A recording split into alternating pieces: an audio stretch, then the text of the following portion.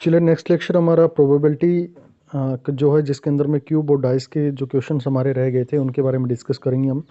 क्या कुछ अच्छे कंसेप्ट भी यहाँ पर हम देखेंगे, बाइनोमियल डिस्ट्रीब्यूशन को लेकर भी हम यहाँ पर बात करेंगे, जो कि आपके गेट एटीसी और एओ एग्ज़ाम के लिए काफ़ी इंपॉर्टेंट है। तो चलिए देखते हैं क्या क्या चीज़ें इसके अंदर में पढ़ने, क्या हमारे पास में शॉर्ट ट्रिक इसके अंदर में बन सकती है।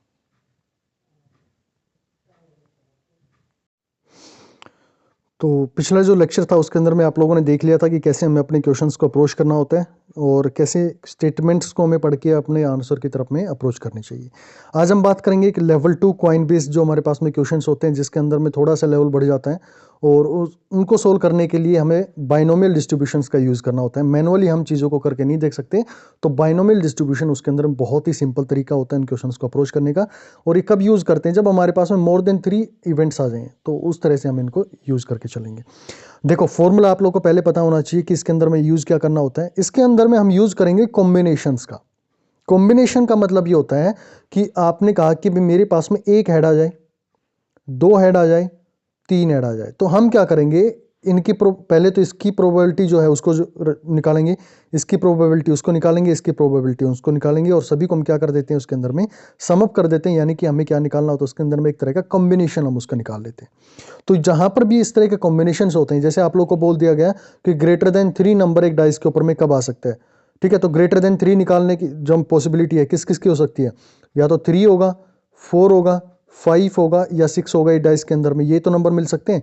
यानी कि मेरे पास में इनकी अलग अलग निकालनी पड़ेगी। भाई 3 आने की क्या प्रोबेबिलिटी है, 4 आने की क्या प्रोबेबिलिटी है, 5 आने की क्या प्रोबेबिलिटी है और 6 आने की क्या प्रोबेबिलिटी है। इनके आप इंडिविजुअली निकालेंगे और आप इनको जोड़ देंगे, यानी कि एक तरह का कॉम्बिनेशन कर देंगे। तो ऐसे कॉम्बिनेशन को हम सोल्व करते हैं हमारे बाइनोमियल डिस्ट्रीब्यूशन का फॉर्मूला यूज करके।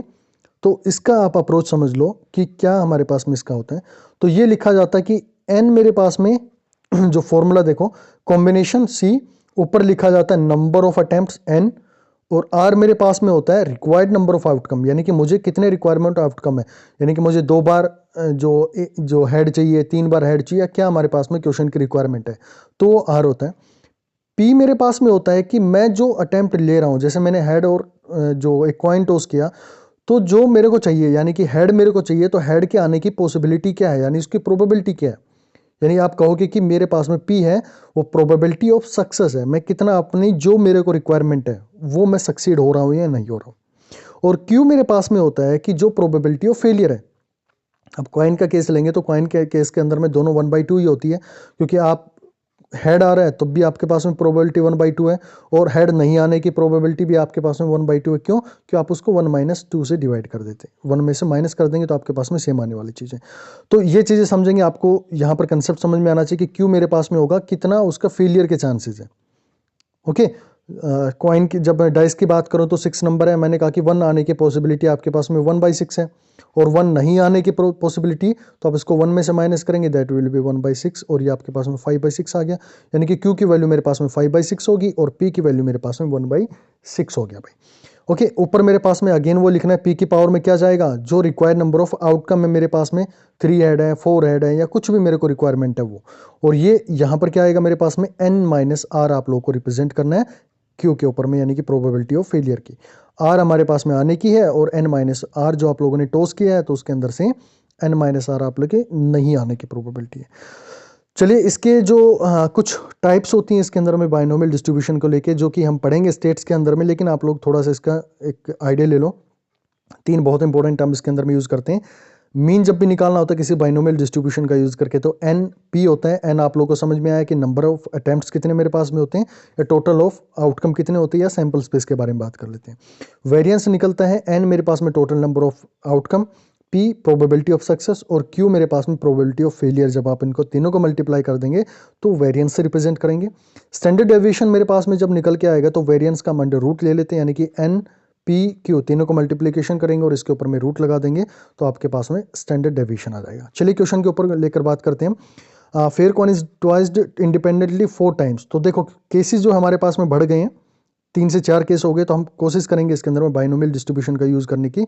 The probability of the event the number of time head shown up is more than the number of time tail shown up. यानी कि यहाँ पर कह रहा है कि मेरे पास में जो कॉइन है, मेरे जो कॉइन है मेरे पास में, उसको मैंने टॉस किया है 4 टाइम्स, उसमें आप लोग को जो प्रोबेबिलिटी निकालनी है, यानी कि जो इवेंट आपको निकालना है, the number of times the head shown up is more than the number of tail shown up. तो भाई 4 बार आप लोगों ने टॉस किया है, तो आपके पास में पॉसिबिलिटी है कि 4 बार या तो मेरे पास में हेड आ जाए या 4 बार मेरे पास में टेल आ जाए। तो क्वेश्चन ये कह रहा है कि हेड जो है वो ग्रेटर देन 2 आ जाए। भाई 4 बार आप लोगों ने किया है टॉस, ये आप लोगों ने 4 इसके स्पेस बना लो, तो यहाँ पर मेरे पास में हेड आ गया, ये मेरे पास में हेड आ गया, टेल आ गया, टेल आ गया। नंबर ऑफ टेल्स यहाँ पर इक्वल है, नंबर ऑफ हेड मेरे पास में इसके इक्वल है दोनों। तो आपको क्या चाहिए कि ग्रेटर देन ये इसके चाहिए, तो 2 तो मेरे पास में हो ही नहीं सकते, उससे ज़्यादा होने चाहिए। तो यहाँ पर आप लिख सकते हैं एज पर कंडीशन मेरे पास में एन की वैल्यू कितनी आ गई है, एन यानी कि आप लोगों ने कितनी बार टॉस किया है, 4 टाइम्स, तो एन की वैल्यू आप लोगों को पता लग गई। फिर मैं काम करता हूँ, मेरे को क्या रिक्वायरमेंट कंडीशन है, तो रिक्वायरमेंट कंडीशन ये है कि एच मेरा ग्रेटर देन 2 होना चाहिए। तो 2 होना चाहिए, इसका मतलब है कि आर जो 3 होना चाहिए या फिर 4 के इक्वल होना चाहिए। तो आप लिख सकते हैं आर इज ग्रेटर देन और इक्वल टू 3 आप लोग के पास में आएगा। ग्रेटर देन इक्वल टू का मतलब है कि 3 भी आ गया और उसके अंदर में 4 भी आप लोग के पास में आ गया, जो मेरे को रिक्वायरमेंट आउटकम की जरूरत है। क्योंकि मैं जो कॉइन है उसको टॉस कर रहा हूं, तो मेरे पास में उसके आने की प्रोबेबिलिटी और ना आने की प्रोबेबिलिटी भी सेम रहेगी, यानी पी और क्यू की वैल्यू मेरे पास में क्या रहेगी, हेड आने की प्रोबेबिलिटी 1/2 है और नहीं आने की भी प्रोबेबिलिटी मेरे पास में 1/2 रहेगी। तो आप पी और क्यू की वैल्यू दोनों की इक्वल रख सकते हैं, 1/2 आप लोग के पास में आएगी। अब जो मेरे को रिक्वायर्ड प्रोबेबिलिटी है वो क्या रखनी पड़ेगी, बाइनोमियल डिस्ट्रीब्यूशन का यूज़ करो।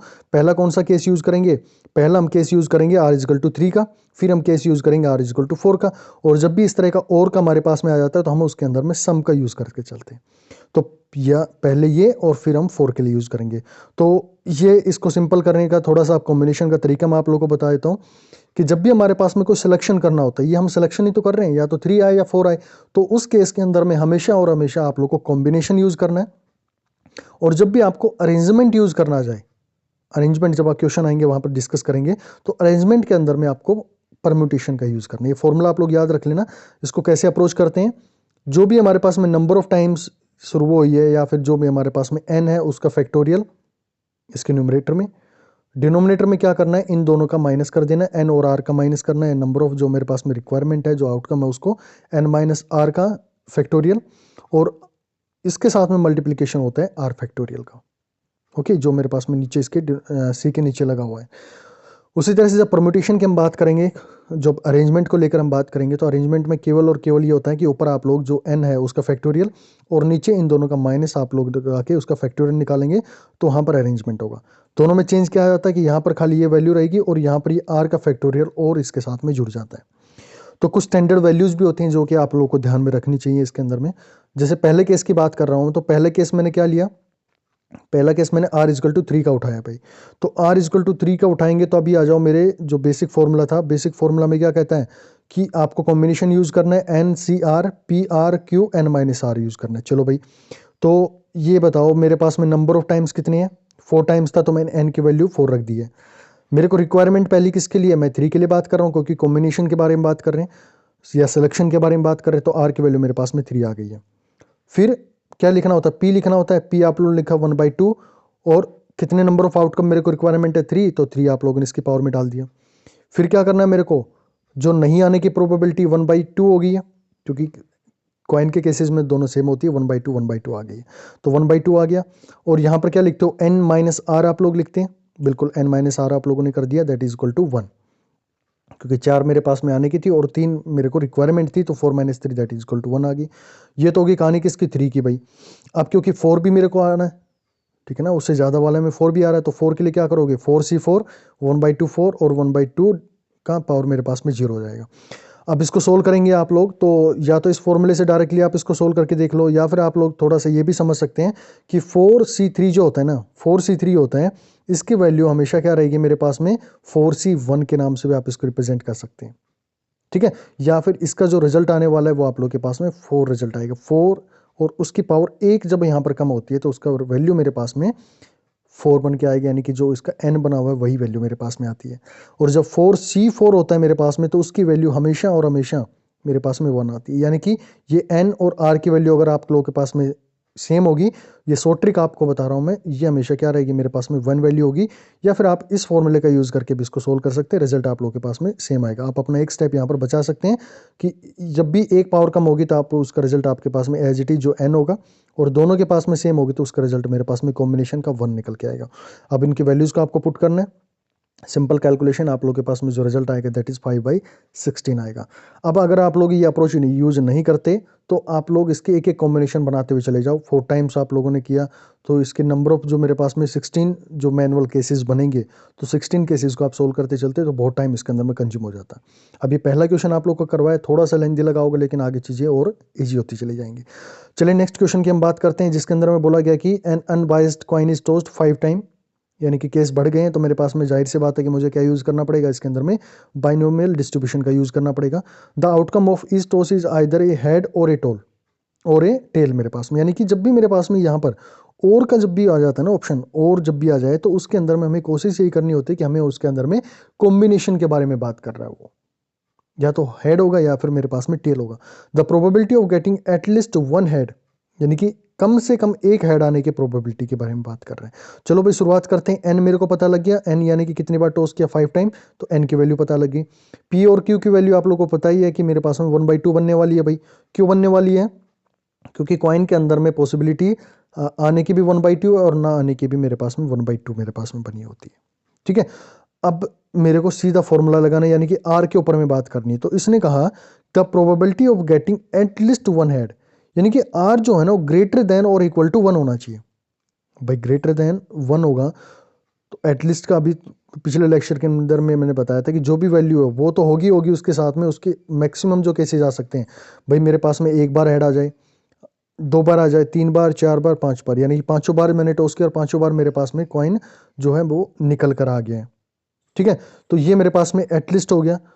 अब क्वेश्चन को जो हम अप्रोच कर रहे हैं ना, वो कर क्या रहे हैं इसके अंदर में, कि इसके अंदर में हम देख रहे हैं कि भाई मैं ये केस बनाने बैठ गया ना कि पहले 1 के लिए निकालूं, 2 के लिए, 3 के लिए, 4 के लिए। आपको सबको पता है कि हर बार मुझे फॉर्मूला लगाना पड़ेगा। क्यों ना मैं ऐसा कर दूं कि भाई मैं ऐसी प्रोबेबिलिटी निकाल दूं कि ये तो मेरे पास में 1 हेड आ रहा है, ये 1 ना आने की प्रोबेबिलिटी क्या हो सकती है। भाई आप लोगों ने कहा कि आर जो है ग्रेटर देन मेरे पास में 1 हो जाए, तो 1 से ऊपर तो 1 भी हो सकता है, 2 भी हो सकता है, 3 भी हो सकता है, 4, 5 सारे हो सकते हैं। और ना आने की प्रोबेबिलिटी क्या हो सकती है, एक ही तो हो सकती है, यानी कि वो मेरे पास में ना आए, यानी कि जो मेरे पास में आर की वैल्यू मेरे पास में क्या बन गई, 0 टाइम हो गई है। तो इसका हम यूज़ करेंगे, क्योंकि आपको पता है कि अगर हमने नथिंग की निकाल दी तो उसमें से माइनस कर देंगे तो मेरे पास में जो गिवन प्रोबेबिलिटी है वो आ जाएगी, यानी कि 0 ना आने की, यानी कि एक भी ना आने की, और आने की मेरे पास में कौन सी है, 1, 2, 3, 4, 5 ये सारी हैं। तो ये टोटल इन दोनों का कॉम्बिनेशन करते हैं तो 1 आती है। अगर ये मेरे को पता लगी नहीं आने की प्रोबेबिलिटी, क्योंकि मैं इस पे अप्रोच क्यों नहीं कर रहा हूँ 1, 2, 3, 4, 5, क्योंकि हर केस के अंदर में मेरे को कॉम्बिनेशन इसका लगाना पड़ेगा, हर केस के अंदर में बायनोमियल का जो फॉर्मूला वो लगाना पड़ेगा, तो लेंथी क्वेश्चन बन जाएगा। तो क्यों ना क्यों ऐसा किया जाए कि इसकी प्रोबेबिलिटी निकाल ली जाए, और ये निकल गया तो मेरे को इसमें से 1 में से माइनस करना है, ये इसकी अपने आप आ जाएगी मेरे पास में। तो वही हम यहाँ करते हैं कि आर की वैल्यू मेरे पास में क्या पता लगी है, 0 पता लग गई है। यहाँ पर आप लोगों ने आर की value probability at R equal to 0 आप लोगों ने रखा। फॉर्मूले के अंदर में आप पुट करेंगे, एन मेरे पास में 5 हो गया है, यहाँ पर आप लोग इसके 5 पुट करेंगे। आर की वैल्यू आपको पता लग गई 0 है।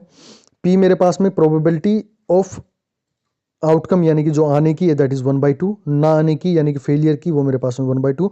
ये कॉइन के ऊपर में डिपेंड करता है। ये तो हमारे पास में रिक्वायर्ड प्रोबेबिलिटी आर से रिप्रेजेंट करते हैं, और पी और क्यू जिस चीज़ को आप टॉस कर रहे हैं ना उसके सक्सेस की और फेलियर की बात कर रहा होता है। तो यहाँ पर कॉइन की हेड के आने की और ना आने की प्रोबेबिलिटी दोनों की सेम है, 1/2 1/2।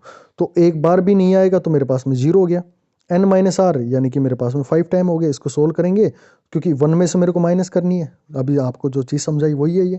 तो आपके पास में जो प्रोबेबिलिटी आएगी दैट इज 31 डिवाइडेड बाई 32 इसका राइट आंसर आप लोगों के पास में निकल के आने वाला है। क्योंकि अगर आप इसको दूसरे तरीके से करते तो बहुत सारे केसेस आपको बनाने पड़ते, तो उस चीज़ को अवॉइड करने के लिए मैंने इस शॉर्ट ट्रिक का आप लोगों के लिए यूज़ किया है। चलो नेक्स्ट क्वेश्चन देखते हैं। An unbiased coin is tossed an infinite number of times. बहुत अच्छा क्वेश्चन है ये, गेट 2014 के अंदर में आया हुआ है। The probability that the fourth head appears at the 10th toss. कह रहा है कि फोर्थ जो टॉस है ना वो आपका 10th जब आप लोगों ने टॉस किया ना उस टाइम पे आना चाहिए। यानी कि 10th टॉस पे जाके मुझे रुक जाना है अपने आप को। बेशक मैं इनफाइनाइट नंबर तक उसको टॉस करूं, लेकिन मेरे को यहाँ पर इससे पता लग गया कि मुझे अपने केस को 10th टॉस जब करूंगा वहां पर रोक लेना है। तो 10th टॉस करना है तो भाई जाहिर सी बात है कि मुझे इसके अंदर में क्या करना पड़ेगा, अपने कॉम्बिनेशन फॉर्मूला को यूज करना पड़ेगा, यानी कि मुझे उसके अंदर में सिलेक्शन करना पड़ेगा। सिलेक्शन किन के बीच में करना पड़ेगा, ये भी बहुत जरूरी चीज आ जाती है, क्योंकि इसने ये तो बोल दिया कि भाई 10th टॉस जो होगा ना वहां पर तो हेड मेरा कंफर्म हो गया है, ठीक है ना, वहां पर तो हेड मेरा कंफर्म हो गया है। तो 10th जो स्पेस है वो मेरे पास में हेड जो कंफर्म हो गया है, और ये कौन सी बार आ रहा है, ये 4th टाइम आ रहा है।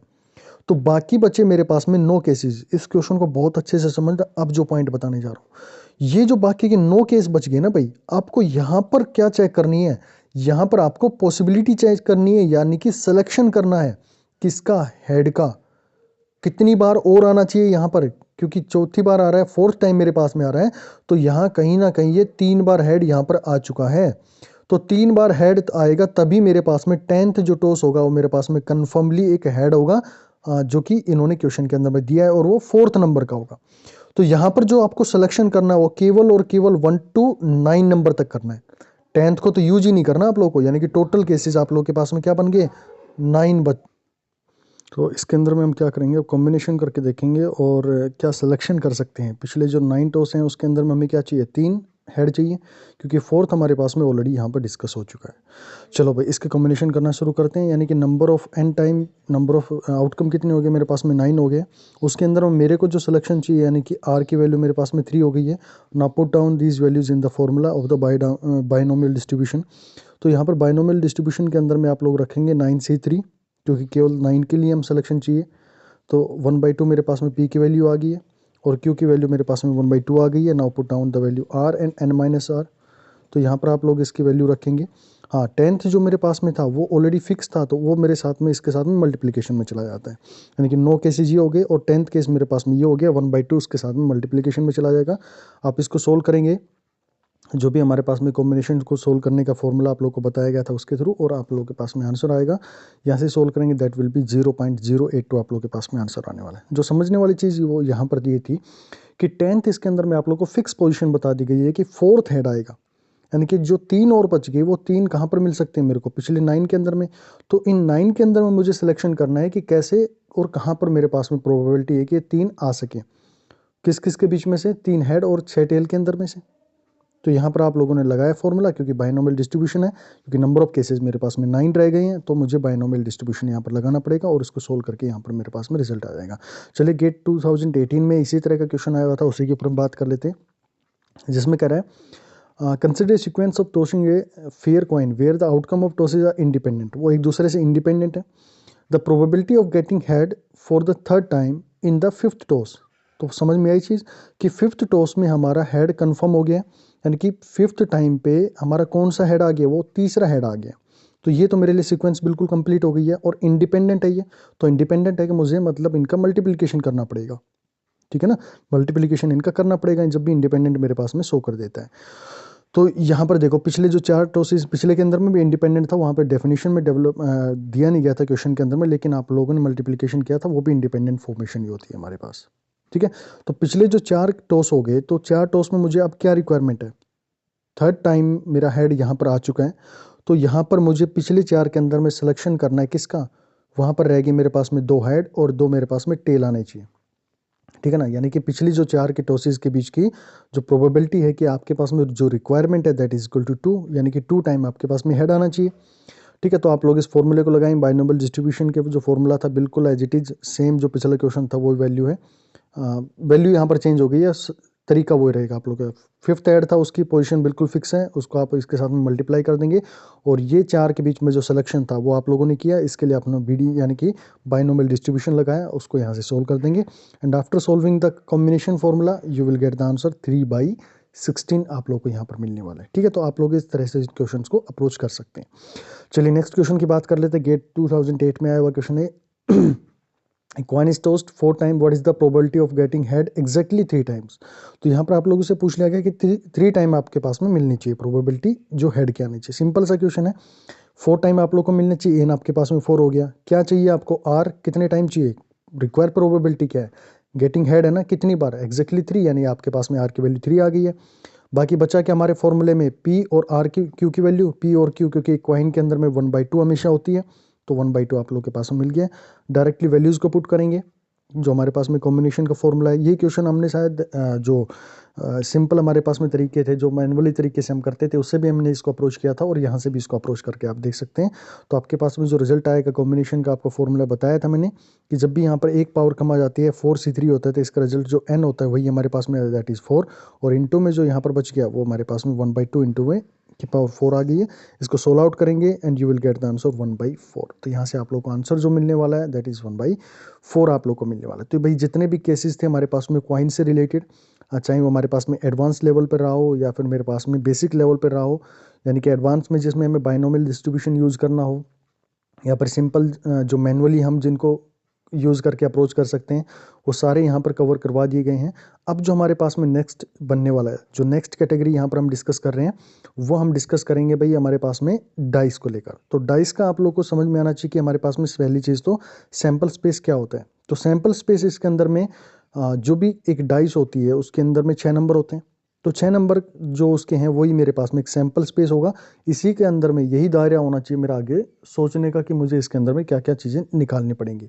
जैसे पहला क्वेश्चन इसके अंदर में उठाते हैं हम सीधा, 2 dices are thrown simultaneously, the probability that the product of numbers appearing on the top faces of dice is perfect square. ठीक है ना।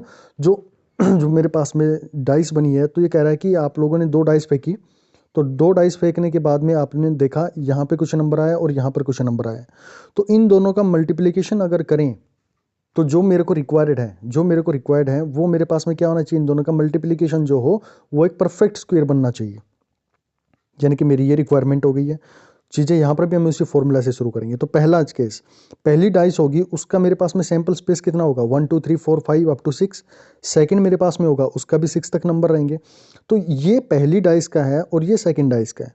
जब इन दोनों को आप उठाएंगे, जब इनको करेंगे आप थ्रो करेंगे या फिर इनको साइमल्टेनियसली करेंगे या फिर अलग अलग करके करेंगे, तो उनके जो पॉसिबल केस बनेंगे ना, टोटल आउटकम जो बनते हैं, इन दोनों का मल्टीप्लिकेशन बनते हैं। ध्यान से सुन लेना इस पॉइंट को। जब भी हमारे पास में डाइसिस के केस आएंगे, क्योंकि अलग अलग प्रोबेबिलिटी होगी, हो सकता है 1 1 आए, 1 2 आए, 1 3 1 4 1 5 1 6, तो ऐसे आप कितने नंबर ऑफ केसेस होंगे, तो 6 इंटू में 6 आप लोग के पास में केसेस होंगे। अगर मान लो 3 डाइस होती तो 6 इंटू 6 इंटू 6 होता, यानी कि जितनी नंबर ऑफ डाइसिस हमारे पास में आएंगे आपको उसकी पावर उतनी ही यहाँ पर लगा देनी है। यहाँ पर मेरे पास में टोटल आउटकम क्या हो गए हैं, तो 6, क्योंकि 2 डाइस की बात कर रही है तो 2 डाइस के लिए मेरे पास में ये हो गया, दैट इज इक्वल टू 216 आप लोग के पास में, सॉरी यहाँ पर मेरे पास में 36 आ जाएगा। तो 36 मेरे पास में total number of sample spaces हो गए। अब उन सैंपल स्पेसिस के अंदर में मेरे लिए फेवरेबल सैंपल स्पेसिस कौन से हैं, तो फेवरेबल केसेस ये हो सकता है कि भाई दोनों डाइस के ऊपर में 1 1 आ जाए, तब भी मेरे पास में स्क्वायर हो गया 1 का। आपने थ्रो किया और इसके ऊपर में 2 आ गया और इसके ऊपर में भी 2 आ गया, तो भी मेरे पास में, यानी कि जो सेम नंबर होंगे वो दोनों पर आएंगे तो आप कहेंगे कि वो स्क्वायर बन गए। तो 1 1 2 2 3 3 4 4 5 5 6 6 ये तो होने थे। लेकिन अब जरा ये भी सोच लो कि भाई 4, कभी एक पे 1 आ गया और एक पे मेरे पास में 4 आ गया। नॉर्मली आप करते क्या कि ये केवल और केवल ये कंसिडर कर लेते और इस वाले को भूल जाते, क्योंकि आप लोगों ने तो ये पढ़ा था ना कि दोनों के नंबर सेम आएंगे तो हमारे पास में स्क्वायर की फॉर्मेशन हो जाती है। भाई ये भी तो एक है मेरे पास में 1 और 4 का मल्टीप्लिकेशन, और 4 और 1 का मल्टीप्लिकेशन करेंगे तब भी आपके पास में 2 का स्क्वायर बनेगा, यानी कि एक परफेक्ट स्क्वायर बनेगा। तो टोटल आपको जो फेवरेबल केसेस चाहिए थे वो 8 चाहिए थे।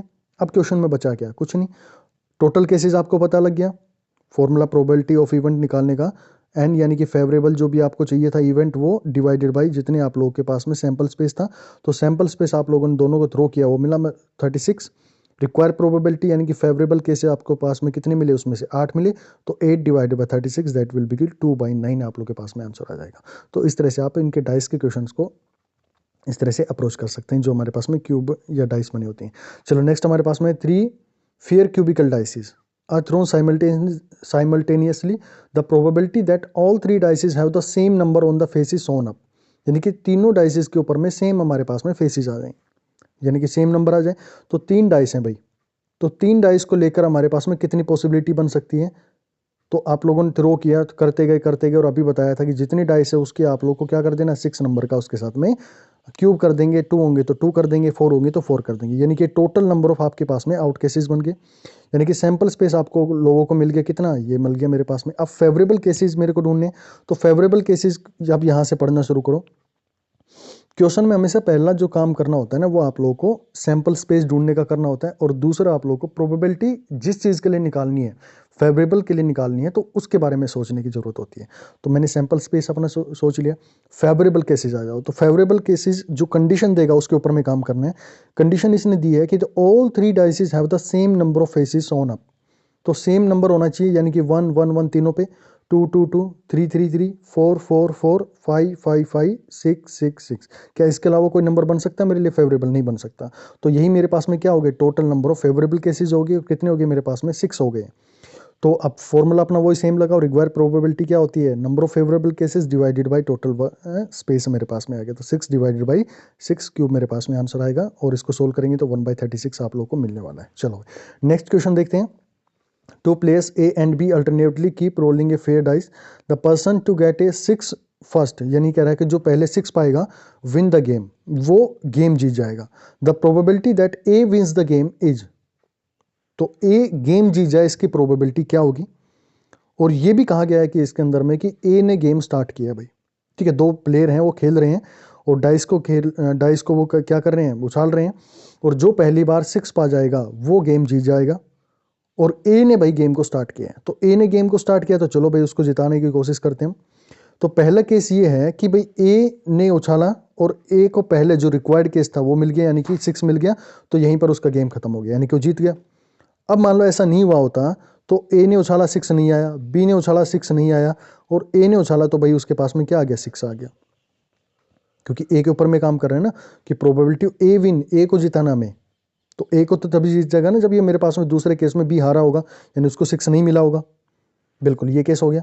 अब तीसरे केस में आ जाओ। तीसरे केस में ए ने उछाला, नहीं मिला उसको 6, बी ने उछाला, नहीं मिला, ए ने फिर उछाला, नहीं मिला, बी को भी थ्रो किया तो नहीं मिला, और लास्ट में फिर उसने ए ने उछाला, तो उसको क्या मिल गया? 6 मिल गया, यानी वो गेम जीत गया। तो ऐसे क्या करोगे आप? इनफाइनाइट नंबर तक चलते जाओगे। तो इनफाइनाइट नंबर तक आप लोग जाओगे तो क्वेश्चन तुम्हारे क्या होगा? बहुत लेंथी हो जाएगा। तो हमें इसको क्या अप्रोच करनी चाहिए? हमारे पास में अब अप्रोच करने का तरीका ये होना चाहिए कि हम इसको जीपी का यूज़ करके सोल्व करें। तो प्रोबेबिलिटी ऑफ विनिंग बताओ भाई, जीतने की प्रोबेबिलिटी मेरे पास में 1/6 हो गई है।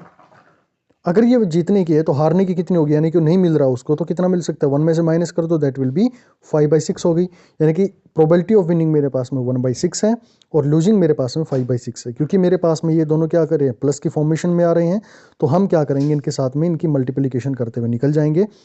ए का मैंने डाला, प्रोबेबिलिटी मेरे पास में 1/6, बी ए की नहीं आने के 5/6, बी की आने की नहीं आने की 5/6, और ए के आने की 1/6। ऐसे आप इसको सोल्व करते जाएंगे, और एक इनफाइनाइट सीरीज आप लोग के पास में मिलेगी। 1/6 सभी में से आप कॉमन निकाल लो, यहाँ से कॉमन निकाल लो, तो अंदर क्या बचेगा? 1 प्लस में, और ये अंदर का जितने भी टर्म होगी ये मेरे पास में बचेगी। अब देखो, क्या इसका और इसका रेशियो सेम है? बिल्कुल सही है। क्या थर्ड और सेकंड का रेशियो से है इक्वल? बिल्कुल सही है। तो आप कह सकते हैं कि मेरे पास में जो सम निकालना है इन इनफाइनाइट टर्म्स का, उसका फॉर्मूला होता है मेरे पास में a divided by 1 minus r. A is first term, 1 आ गया मेरे पास में। आर क्या मेरे पास में? इन दोनों का ratio, that is equal to 25/16 मेरे पास में है। इनके वैल्यूज को पुट करेंगे, सोल्व करेंगे, and you will get the answer 6/11। इस क्वेश्चन में जो समझने वाली चीज थी आपको मेन, वो ये था कि यहाँ पर किसने शुरू किया है? ए ने शुरू किया है। और कब गेम खत्म हो जाना है? तो गेम खत्म हो जाएगा जब वो 6 पा लेगा, ठीक है ना।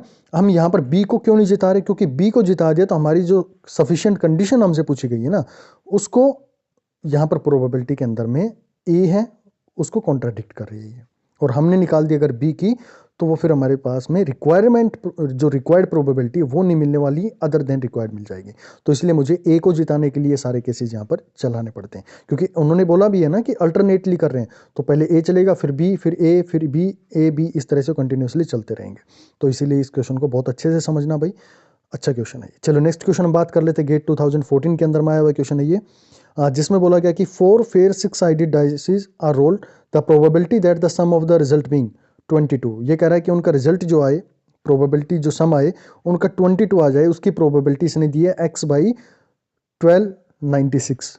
तो यहाँ पर पूछा गया कि x की वैल्यू मुझे बताओ, ठीक है। तो इस क्वेश्चन को हम उल्टा अप्रोच करेंगे, हम अपनी तरफ से निकालेंगे और उसको फाइनली इसके साथ में कंपेयर करवा देंगे। तो गिवन प्रोबेबिलिटी आप लोग को दी गई है x/1296 आप लोगों के पास में दी गई है।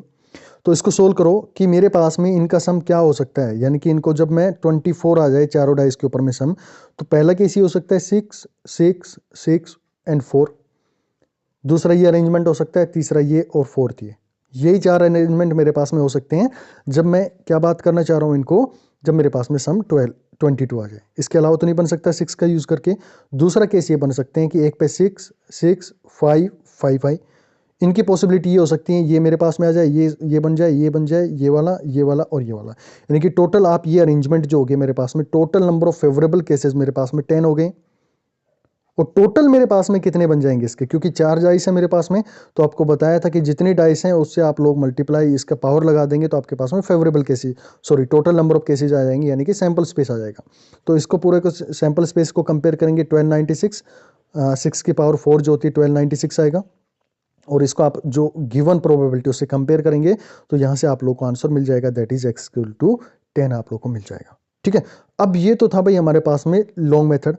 अब हम अपने सिंप्लीफाई करने के लिए, क्योंकि हमने चीज़ें थोड़ी देर पहले पढ़ी थी कि हम परम्यूटेशन का यूज़ किस लिए करते हैं, हमारे पास में अरेंजमेंट जब हम करते हैं तो अरेंजमेंट का भी यूज़ करके देख सकते हैं ना। तो देखो अभी इसको कैसे हम अप्रोच कर सकते हैं।